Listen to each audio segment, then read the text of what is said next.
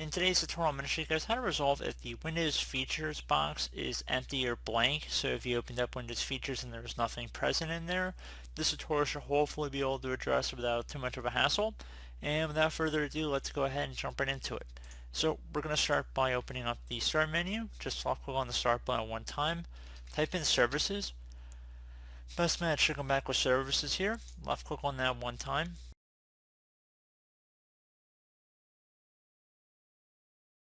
You want to scroll down to the Windows Modules Installer. So scroll down here, double click on it.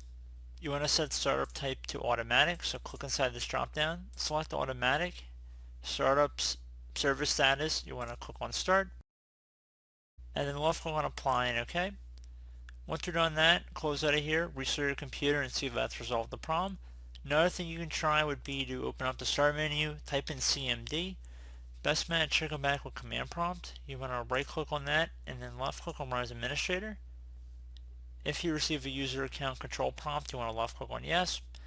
So you could run a system file checker utility here, so SFC space /scannow. Again, SFC, and then there's a space /scannow. There should be a space in between the SFC and the /. Hit enter on your keyboard. This will take some time to run, so you just might have to be patient on this. So let that run. Hopefully it identifies if there's any issues, and then you should restart your computer. If you are still experiencing problems after you've restarted your computer, open back up the start menu again, type in CMD, right click on it, run as administrator. Again, if you receive a user account control prompt, you want to left click on yes. And now there's going to be another command I'm actually going to have in the description of my video because it's a little bit longer. It's a DISM command, so you want to copy it exactly as it appears in my description. Go up to the top bar of the command prompt window, right click on it one time, left click on edit, and then left click on paste, hit enter to run the command.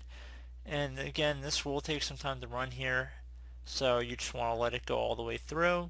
I don't really feel the need to actually go through just waiting for it to wrap up.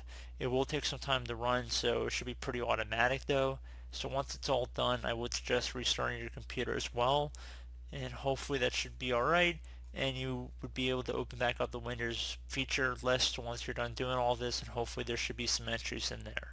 So I do hope this brief tutorial was able to help you guys out, and as always, thank you for watching, and I do look forward to catching you all in the next tutorial. Goodbye.